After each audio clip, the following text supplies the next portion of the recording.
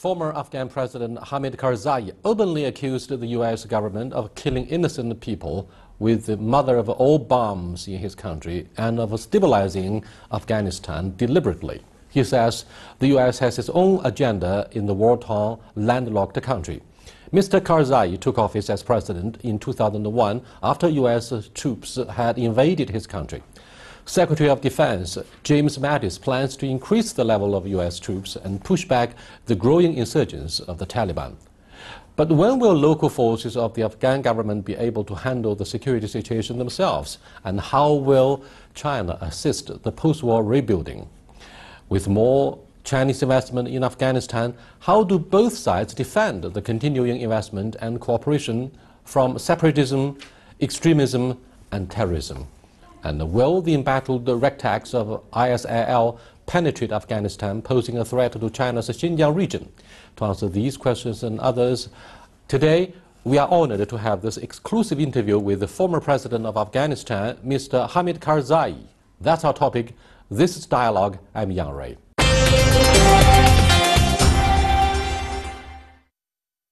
Welcome to Dialogue, Your Excellency. Is it true that the security situation in your country is deteriorating? Unfortunately, yes. Why? Unfortunately, yes. Well, for a number of reasons.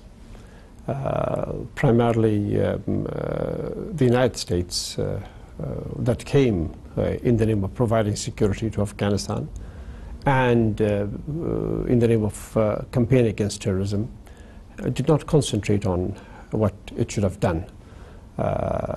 So 14 years were spent rather than focusing on the sanctuaries, rather than focusing on the training grounds. They focused on bombing Afghan villages and hurting Afghan people and putting Afghans in prison. The result is that the country is not secure. The result is that we are even less secure, and the suffering of the Afghan people has increased. Of course, there are other reasons as well, but the main reason is this faulty, wrong campaign in the name of fight against terrorism. Are you suggesting clearly, Mr. Karzai, that the security forces of the Afghan government are not able to handle the situation themselves because of the poor training?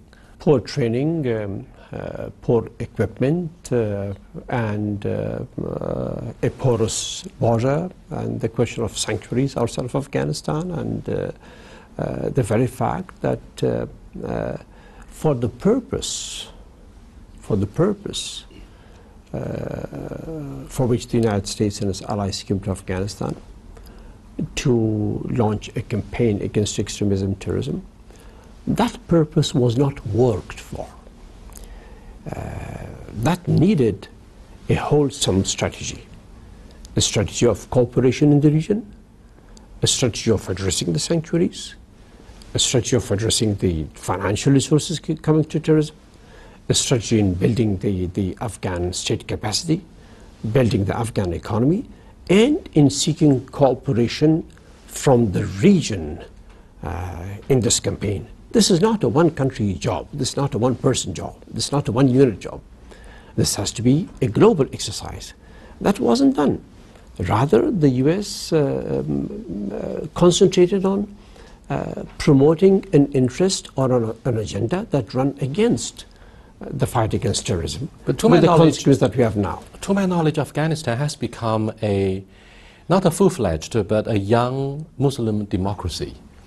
Through free elections, Mr. Ghani has been elected into office. Mm-hmm. I know you are still popular as the former president. Mm-hmm. Does it mean that you cannot get along with the new president? You cannot join hand in running the economy or the society? What about your relationship? No, very good relationship. Very, very What good do you think of his performance as the newly elected president? Well, I wish him the best. I want him to succeed. That success means the success of Afghan democracy. The Afghan people did participate in democracy. We did all we could as a nation to advance ourselves in education, in trade, and all of that. No, President Ashraf Ghani and I get along very, very well. Of course, we have differences of opinion on issues. For example, I have a strong difference of opinion on the way the U.S. is conducting itself in Afghanistan. I want the United States to return to a cooperative environment with our neighbors and global powers in Afghanistan. I want the cooperation of the first days in Afghanistan. If you remember, what do you mean by your neighbors? Neighbors means India and Pakistan? Not only that. And Iran? No. Russia? China. China. China is a neighbor of Afghanistan, an immediate neighbor of Afghanistan, and a global power. In 2001, when the US was struck with the September 11 terrorist attacks, when the United States decided to come to Afghanistan to free Afghanistan and to also fight terrorism. The reason the US succeeded immediately was, one, the Afghan people cooperated with the US wholeheartedly. They welcomed the United States to Afghanistan, and that's why the Taliban and Al-Qaeda and the rest of the groups were driven in a month and a half. The other reason for success was that countries like China, like Russia, like Iran, like India, like Pakistan, everybody cooperated with America. So there was an environment of cooperation. Today, that cooperation isn't there.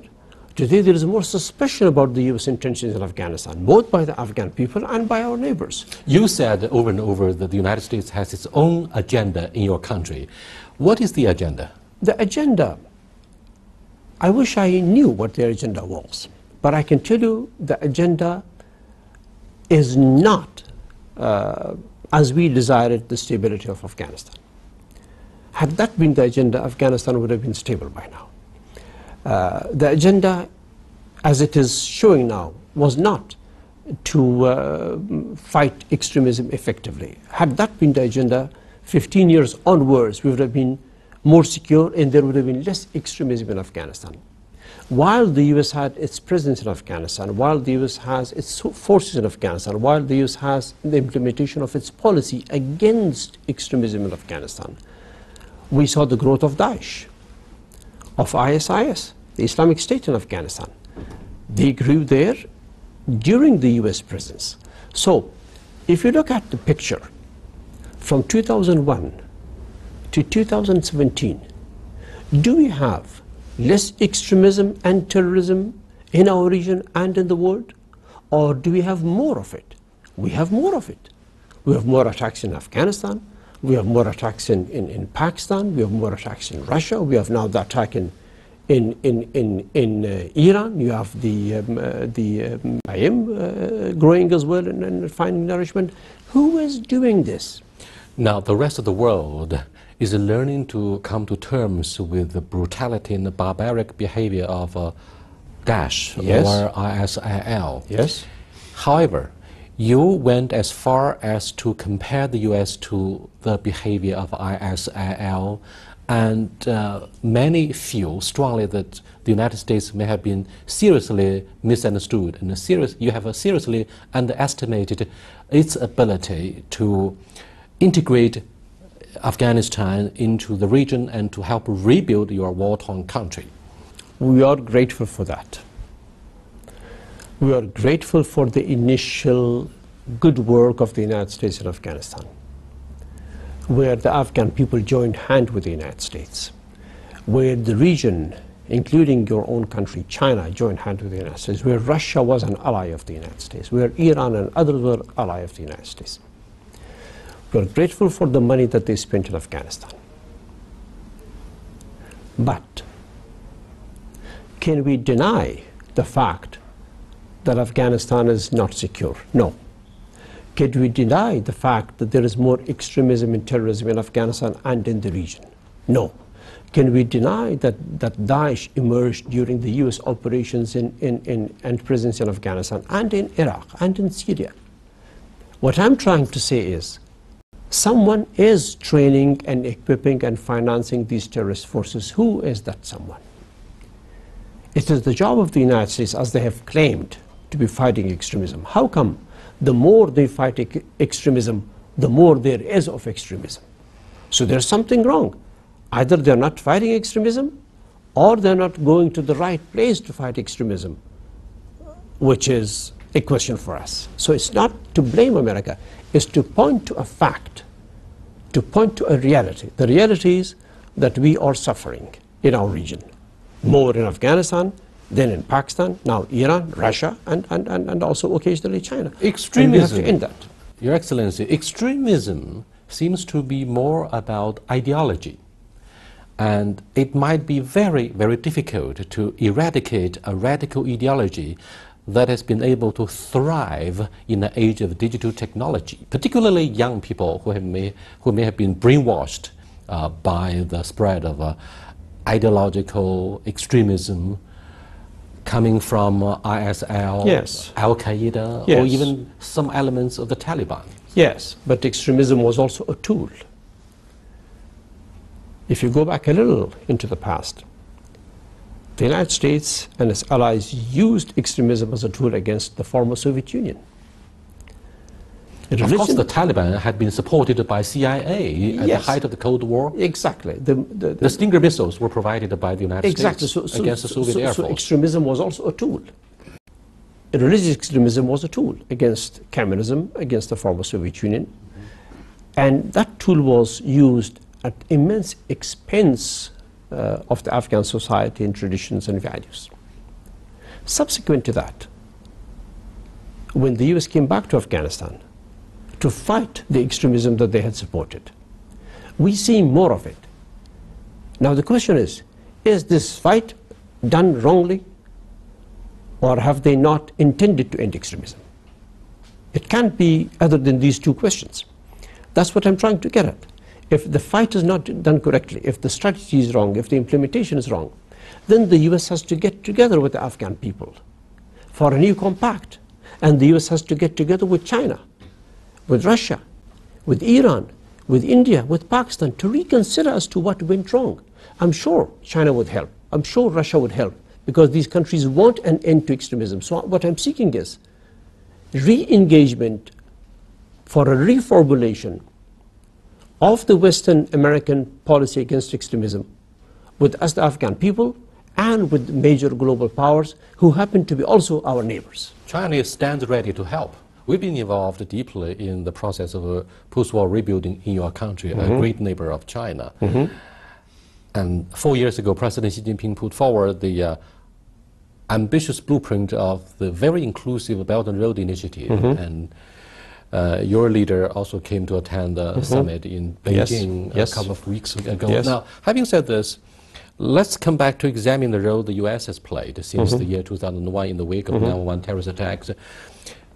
What about the issue of tribalism, drug planting and trafficking, and the poverty elevation, especially the issue of extremism? These issues, if they were to be put into one basket, you may have blown out of proportion the capability of the US troops and their allies in Afghanistan to change Afghanistan overnight.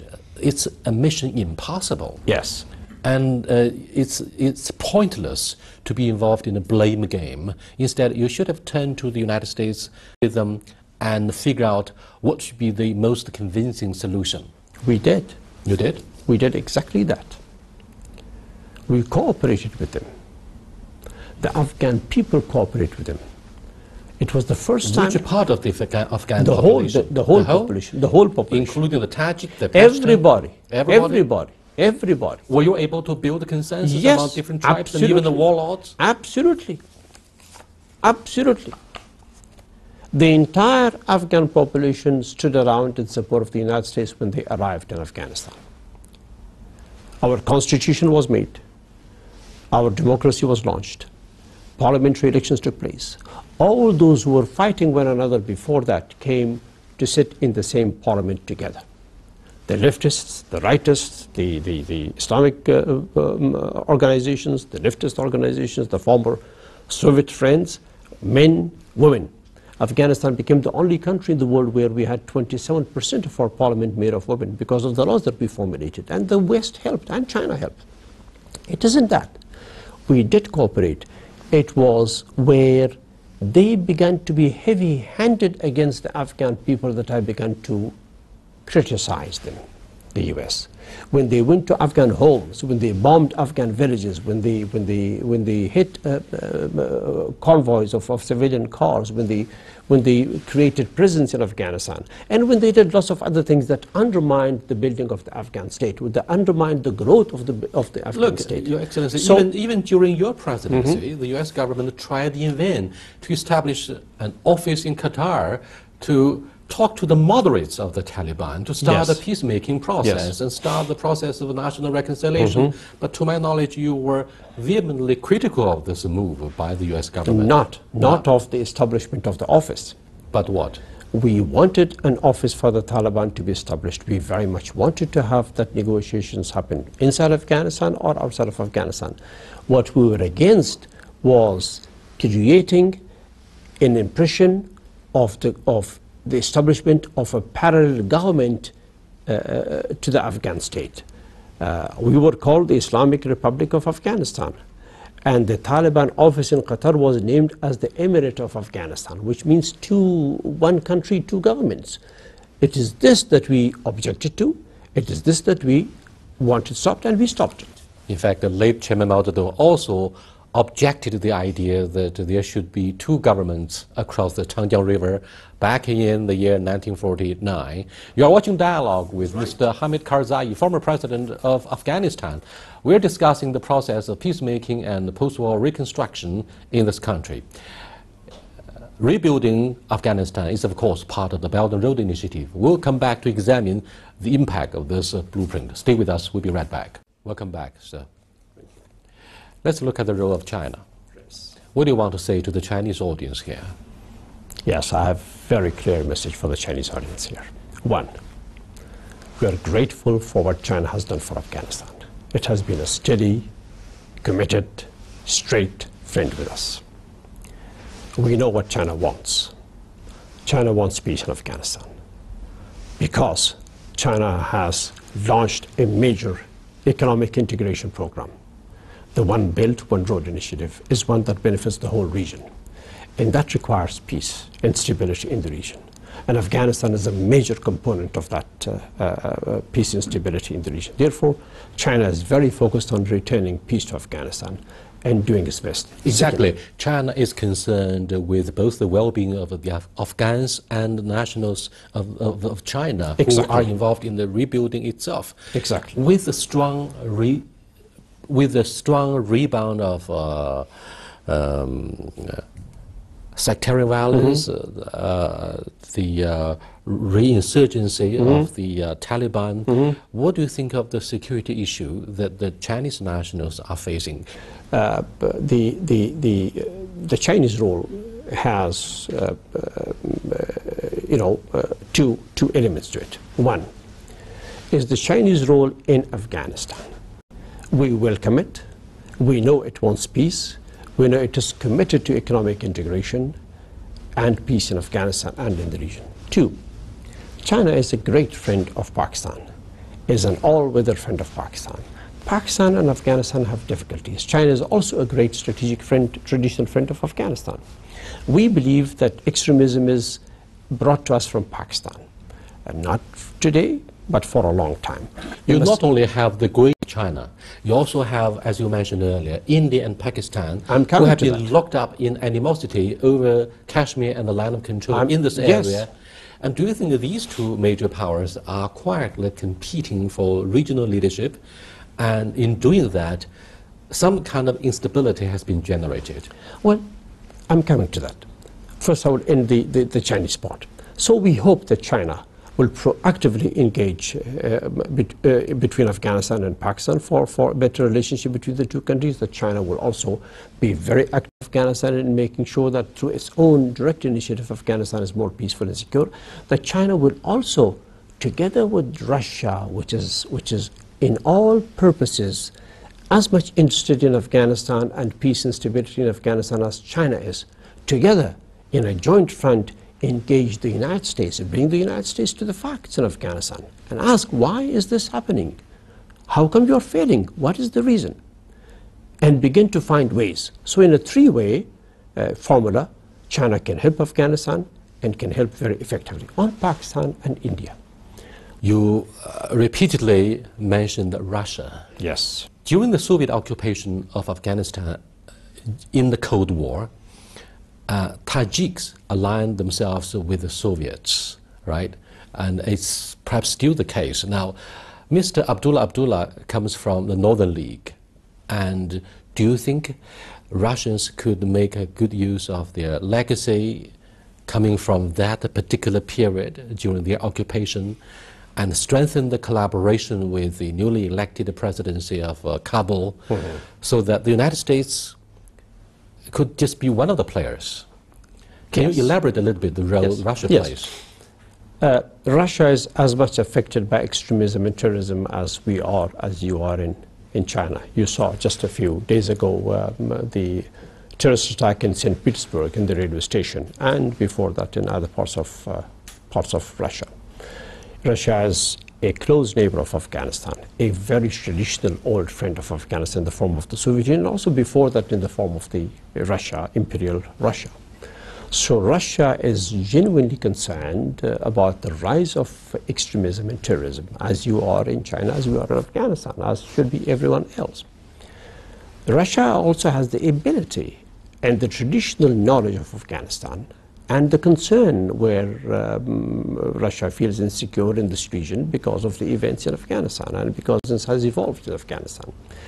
Russia has immense abilities as well, as a huge country bordering with China, bordering with the neighborhood of Afghanistan, to play that role. So it has reasons and it has the incentives to do good for Afghanistan. Now, when we were fighting the former Soviet Union, when it invaded Afghanistan, the Afghan Mujahideen, the Afghan people, all Afghan people were engaged in that campaign against the Soviet Union. Nobody was friendly with the Soviet Union except the former Communist Party of Afghanistan.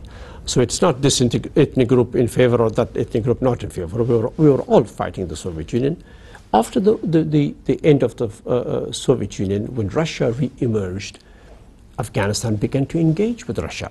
When I became the president, I effectively, strongly engaged with Russia in promoting stronger relations with Russia, in expanding, which the Russians responded to, which we are very happy, just like China responded to our call for strategic friendship very effectively. And do you think such engagement will be strengthened through the role of a Shanghai Cooperation Organization? Absolutely. Absolutely. That's exactly what Russia is also promoting.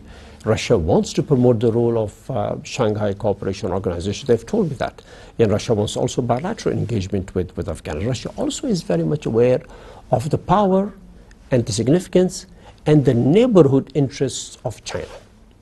So they want to engage with China on Afghanistan as well for the common security of all, and that's what China must welcome and use. Right. Then what's your scheme and ambition, if not blueprint, for the national rejuvenation of Afghanistan? What therapy would you prescribe to the newly elected leader of your country? Therapy is this.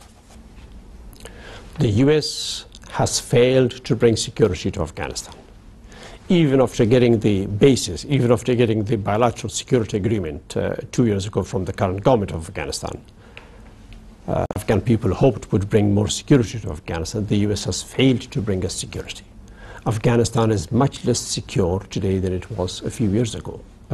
Just yesterday we had 30 people killed in a massive bomb attack in Helmand. So the Afghan people want the United States to do its part in bringing security to Afghanistan and explain reasons for failing.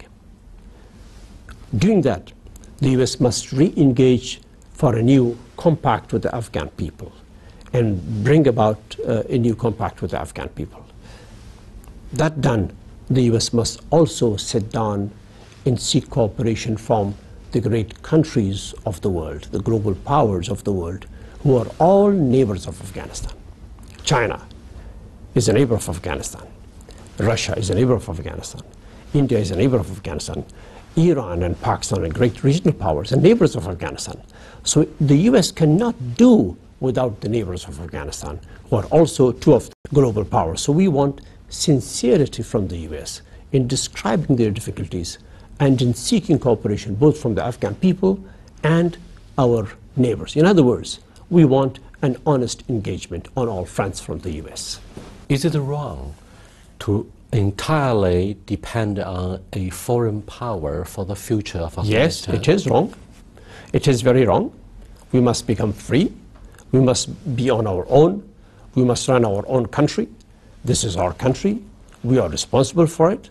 We are in a weak... But you keep talking about how much more the US should have done for your country. Yes, but that is because they were there. While they are there, they should do more. But this doesn't mean that they should be there forever. They should Why leave. don't you kick them out and start your own self-reliance? Yes, indeed. Very true. That's exactly what I've been telling them. They must end this war responsibly and let the Afghans handle their own affairs and future. Here, China must step in to help stand on its own feet. A free, sovereign, independent Afghanistan where there will not be foreign military bases from faraway countries in the world. And that's an aim, that's a desire, that's a demand. Well, China keeps its eyes on the bilateral security arrangement between Kabul and Washington. Other than this, maybe it's a little bit unrealistic to expect the Chinese authorities to send in and help train the security forces of Afghanistan. Eventually, by the end of the day, all players who are concerned with the future of Afghanistan and indeed the future of South Asia, Central Asia, would be the self-reliance and independence of Afghanistan. Indeed. And China will do its part, for example, the Belt and Road Initiative. Exactly. Thank you so much. No problem.